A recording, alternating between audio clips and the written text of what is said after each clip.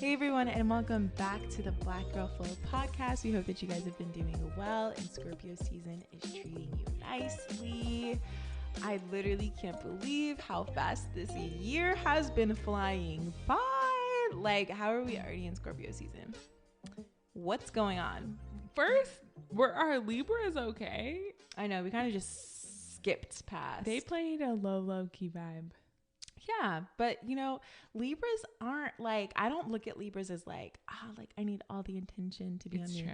Like, yeah, Kim Kardashian is a Libra, but like they're just pretty and they're there and they're like, whoever wants to celebrate me can. But The first question is really, how was your Halloween?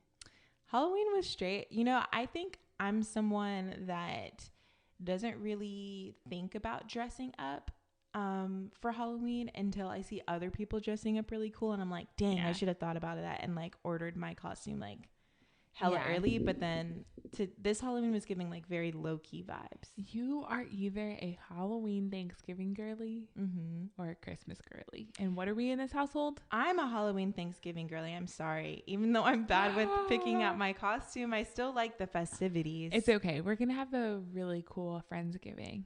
Yeah, exactly. Like, I like those two holidays more than Christmas. The funniest thing happened. We were thinking about like all of the like potential events we could host for us and our friends. And we were talking about a Friendsgiving, and Olivia, I like started naming all the people we can invite, and Olivia just like the biggest eyes was like, who's gonna cook all this food? Yeah, because it's like when we talk about Friendsgiving, she's like thinking about inviting her man and his friends. You think about inviting some other people. I'm and like, your friends, who's gonna be cooking this food though? Like, are we asking people to bring their own food? I don't know. I never done Friendsgiving. It was so wholesome and so genuine. It was like my favorite moment. But yes, loading all the Friendsgiving moments, which I'm just not, honestly, I know this is a hot take. I don't really love the cuisine of Thanksgiving. That feels so anti-Black. No. I love sweet potato, anything. Yeah, I feel like you're like trying to backtrack now. Like, okay, why'd you feel like going to sweet potato? Like, why'd you go straight to sweet potato? Because I feel like that's the most, like, it's not like I'm over here like, yeah, pumpkin pie really smacks. Pumpkin pie does smack, so there's not discrimination for either pies. Oh, okay. But if you did say pumpkin pie, that would have been bad. I don't know the crowd that I'm talking to, so we're just going to table this conversation. What else don't you like? Mac and cheese? You look like the type that doesn't have ham at your Thanksgiving. Yeah, because I don't actually eat pork. Yeah. So with then and what's wrong with not eating pork? Y'all, you don't like that. You like that dry ass turkey. I'm sorry. Is this your way of trying to get me to start buying ham for Thanksgiving? It's so, honestly, let's really think about it, y'all. If you wanted to hear a conspiracy of mine, how can we have delicious turkey deli meat, but when Thanksgiving rolls around, we gotta have dry ass turkey? Actually, I never have dry turkey. Like, maybe you should have Thanksgiving with my family. We don't eat dry turkey. I'm gonna come to Atlanta this year. Maybe you should, actually. Or maybe I can bring you back a plate when I come back. But I very much am already in Christmas in our household. Oh my gosh. It's so funny because, like, I guess since beginning to look a lot like Christmas. Yeah, since my birthday is like close to Christmas, I'm never someone that's like, like Christmas, the holidays. And living with someone that is like that is kind of jarring, but like also kind of nice. I don't have any complaints. Okay, that's all we need to know. So we are now in November, and we got to give a little pulse check. So how are you feeling entering to this, like, quite literally the final countdown? I feel good. I just think, like, I've been very reflective and just like how much can change in a year. Like, I was in such a different headspace last year. I was out here like popping my ish on the streets, y'all. Like, I was out here just, living my 20-something-year-old life, and now I'm like, wow. I need to let people know. Olivia and I really thought that we were only going to live together for like a 3-month trial period. Yeah. And then we would adjust from now. And then we're literally going on like, quite literally, like 9 months. Yeah. The baby has fully develops.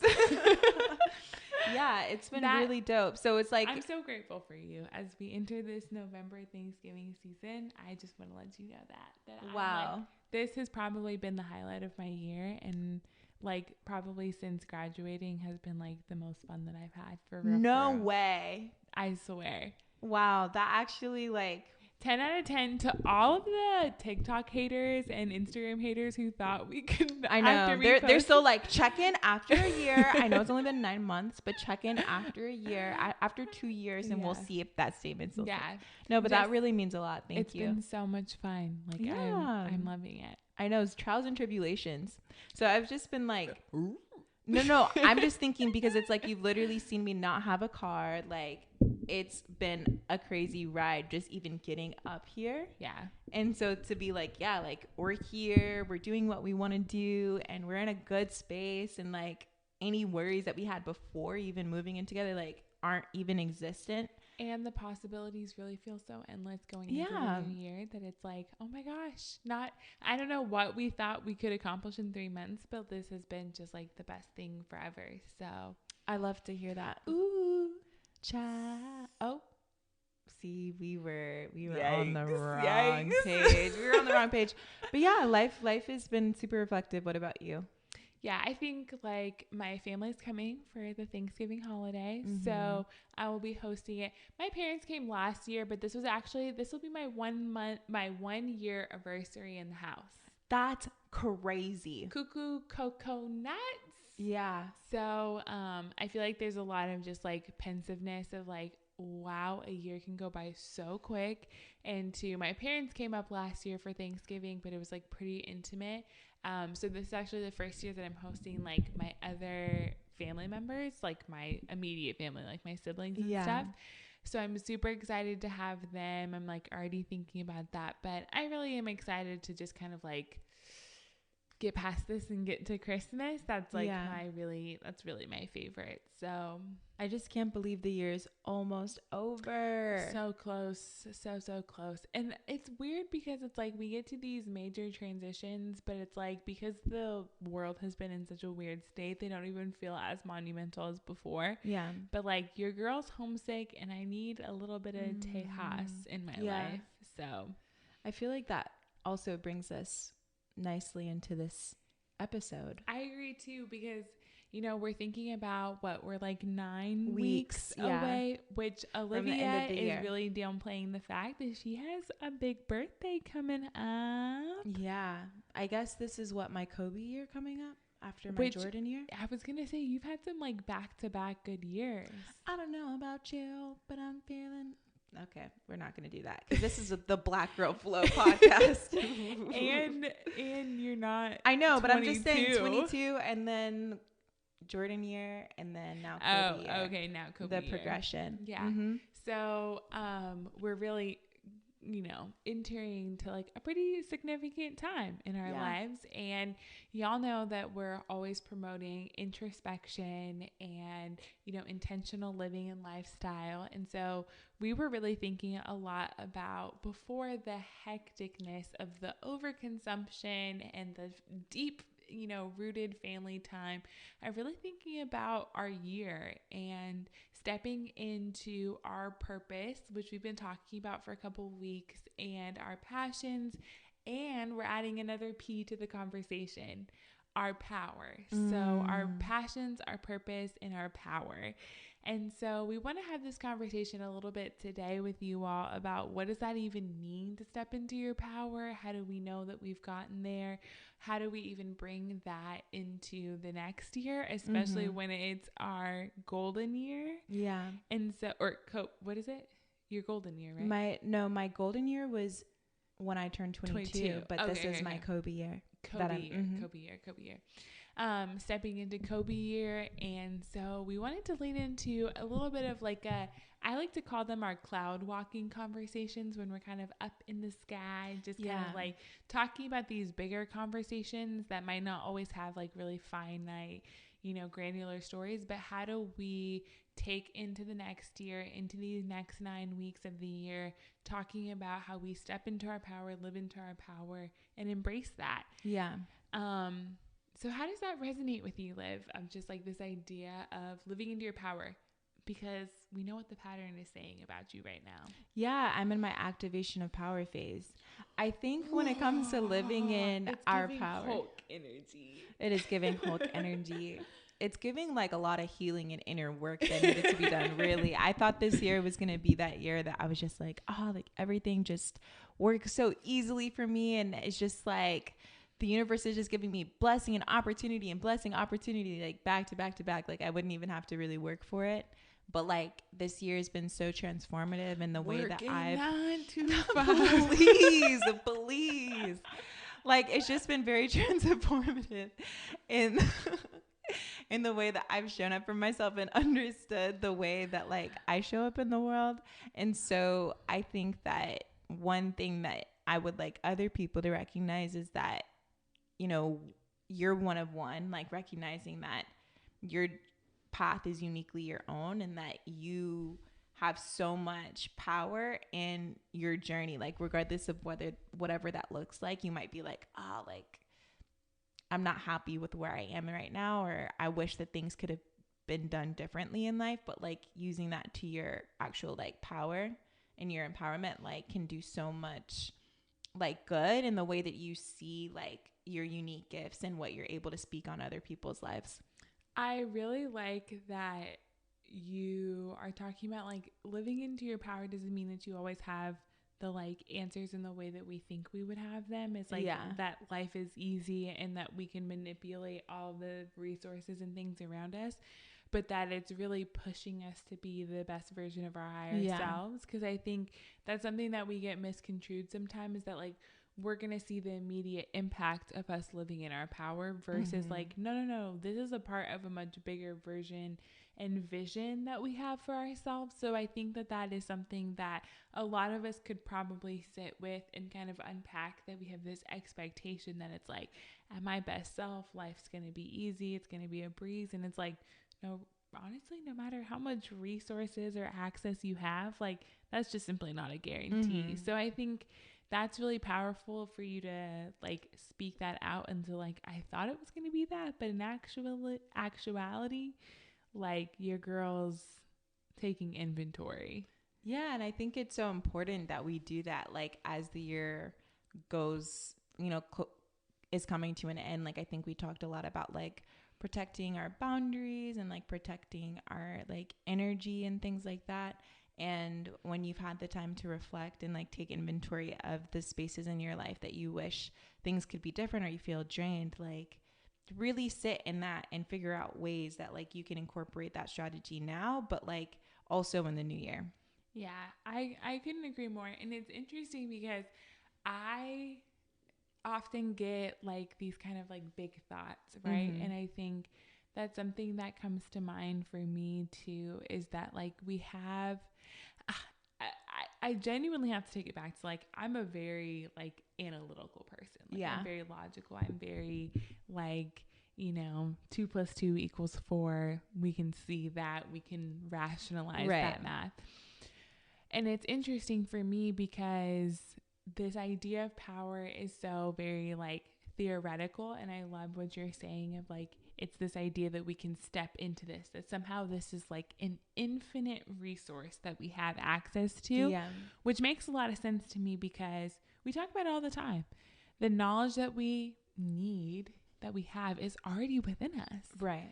That like it is truly not just in our understanding of the world around us, but it is in the environment in which we are being exposed to. So it's like, it's there, even if we can't see it, which is hard for somebody who's very logical to be like, ugh, but it's there. Yeah.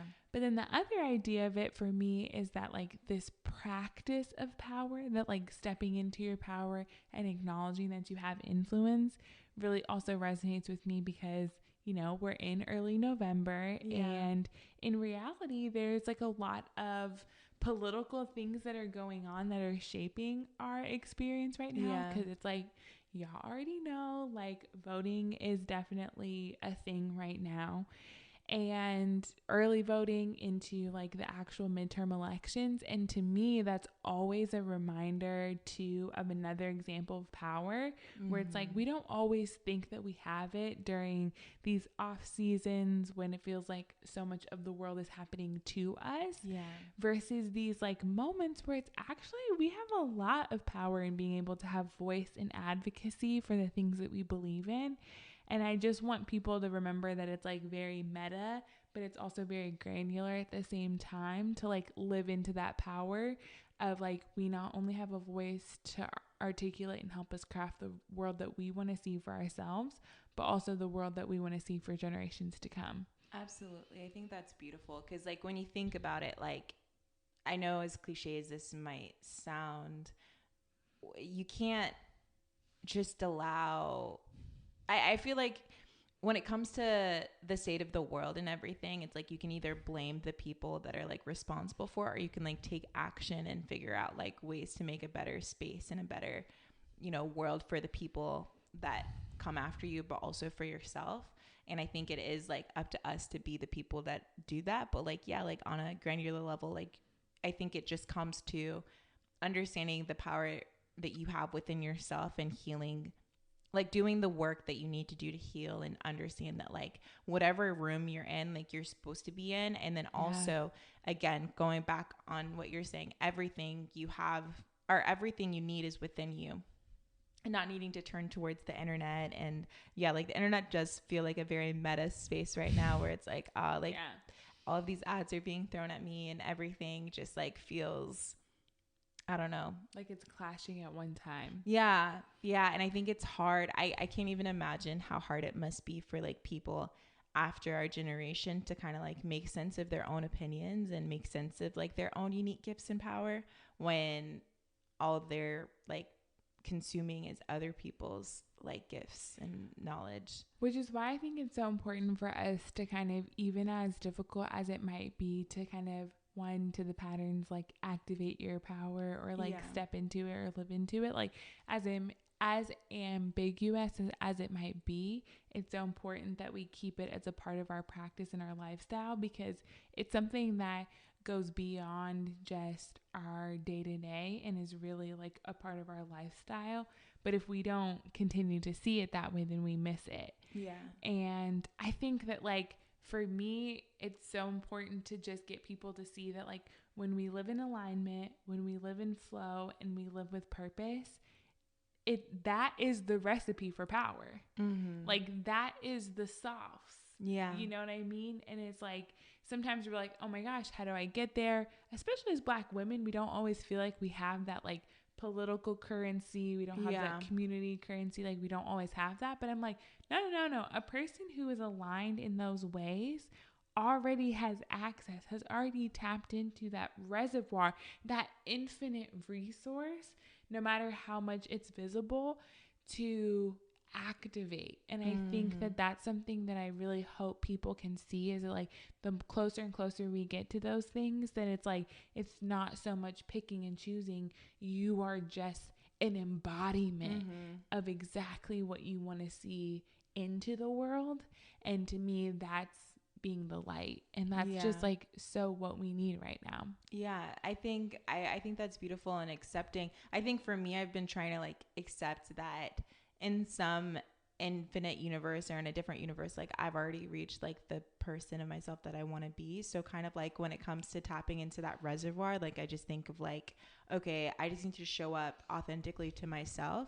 I think I urge everyone else to as well, just like showing up authentically yourself, because the dreams that you have, like they're for a reason. And so when you show up authentically as yourself and you're doing the inner work and you're setting the boundaries, then I don't think there will be any issue with you achieving everything that you want to within your life and activating that power. So just keeping that in mind, like the person that you are today, like is enough, and you don't need to do anything else like outside of just being who you are to step into that power.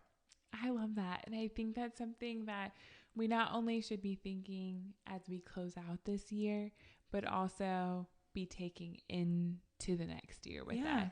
Absolutely. Even if it ain't your Jordan year, your golden year, Yeah. your Kobe year, your all of it, that's something that I think the more and more of us do, then that light will outshine any of the circumstances or the noise or the rhetoric that is going around to distract us from that granular all the way to that meta space. Absolutely. So hopefully this was helpful for those who, when we hear that idea of stepping into our power or activating our power gets a little ambiguous, this gives us some ideas to think about. How is the life that we want to live in alignment, leveraging and creating opportunities for us to step into our power? And also just a reminder we get to participate and kind of be an example of activating that power on small things like this upcoming election. And the more and more that we do that, the better and better we'll all be together. Go out and vote, y'all. And with that being said, we are ending this episode. Thank y'all so much for joining us, and peace, love, blessings. Bye, guys. See you next time. All right, that wraps up our episode this week. We'd really appreciate if y'all could rate us on Apple and Spotify, as it really helps grow our BGF tribe and support our podcast. As always, the conversation continues on Instagram and TikTok, so connect with us there if you want to join in on all the keys. With that said, we will see y'all next time. Rest well, folks.